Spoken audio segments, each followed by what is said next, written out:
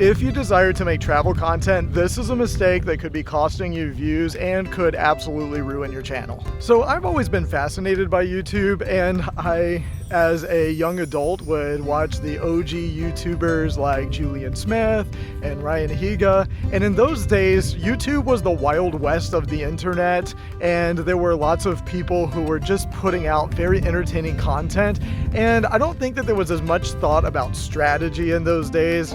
But as some of those folk went viral and started to see some serious money coming in from their content, then it turned into a very strategic kind of business to be a social media influencer and a content creator. Frankly, those weren't even concepts that even existed more than a decade ago. And even though I think that there's a tremendous amount of effort to strategize your content creation strategy and your social media business, people are still just figuring it out. And really, I think it's still just very much in its pioneering stages because it's such a young industry and the algorithms are continuing to change. But after many years of giving it a lot of thought about starting a channel, I finally decided to take the plunge in 2020 when the whole world was disrupted.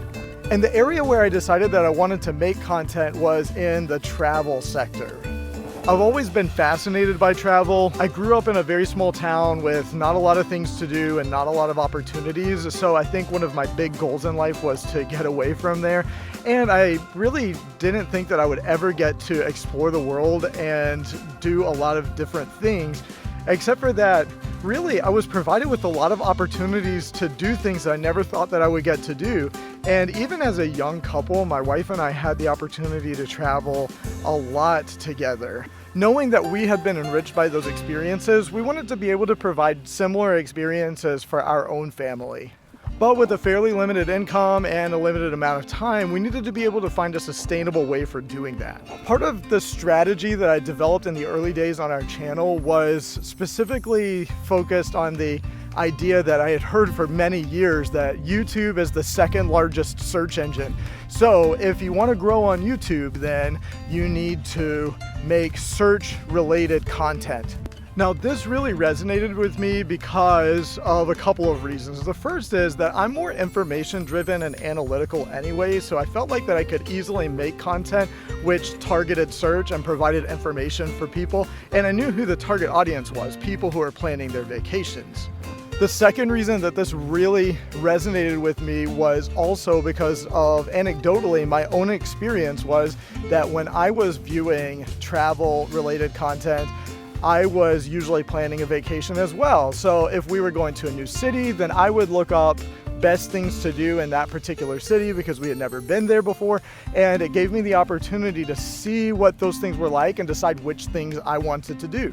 Or if we were going to a resort, then I would be able to see the resort in advance or be able to experience it secondhand through somebody else's experience and see what the rooms are like and see what the amenities look like. Or if we were going on a cruise especially, then I would love to watch cruise ship tours before and after the cruise for that cruise ship, and then for all the other cruise ships in the fleet, and even those of a different brand. There is a problem, however, with developing a channel that is primarily targeted towards search. And it is because when people are looking for a particular thing, when they come to your channel and they get that answer, then they have no reason to watch your channel ever again.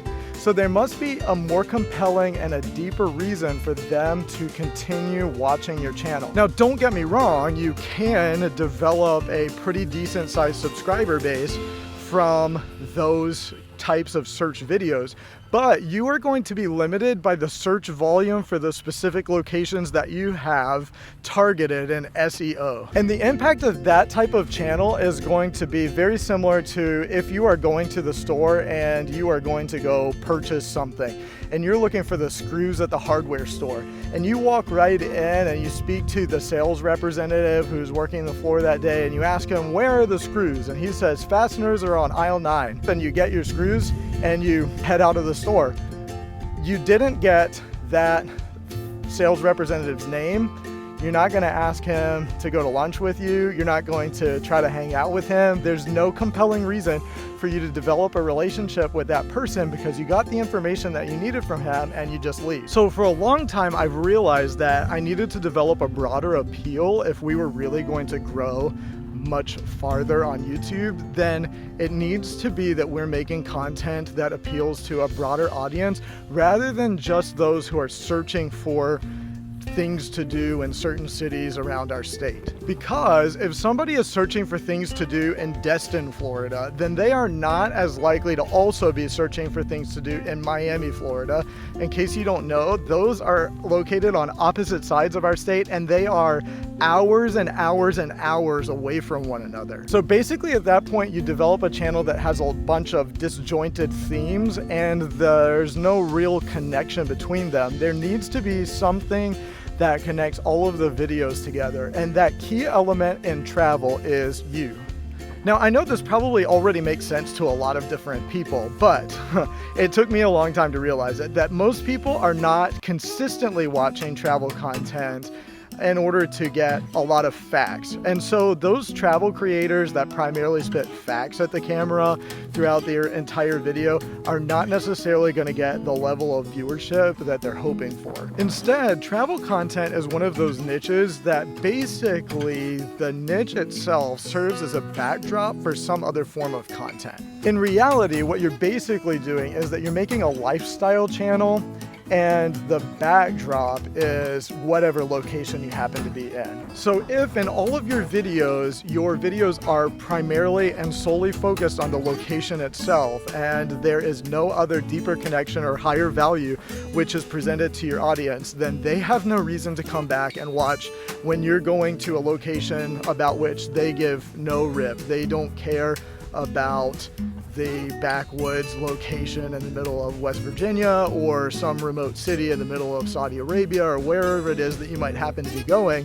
Instead, the thing that is going to get them to click is that they care about you and they're interested in you, or they're interested in the consistent topic that you provide. The channels that are an exception to this are faceless channels that are primarily targeted towards search. Then you want to make sure that you are covering high demand, very interesting areas with really good visuals, and that's the kind of content you're going to make. But if you are going to do vlogs, then you need to be making lifestyle content or content which has some other theme that ties all of the videos together. This is true in other niches as well. Just think about some of the other content that you may watch. Like for example, if you watch cooking videos, then you don't watch those videos necessarily because you intend to go and make those recipes. You watch those videos because, you know, one, you're fascinated by food, but then you watch videos from a consistent personality. Like people may be attracted to Gordon Ramsay because of his bombastic way of doing things and his big personality, so they'll watch anything that he puts out. Or you might be interested in watching things from the Pioneer Woman, maybe because you want to make her recipes, but also because you're interested in her life, and then that's why you would want to go and to purchase her product line. The same thing is true in the video game niche, for example, because people are not necessarily watching the video gamers because they are only interested in that video game. That is just the one thing that connects them all together. But most gaming streamers also talk about some other topic, and that is the place where the community is developed.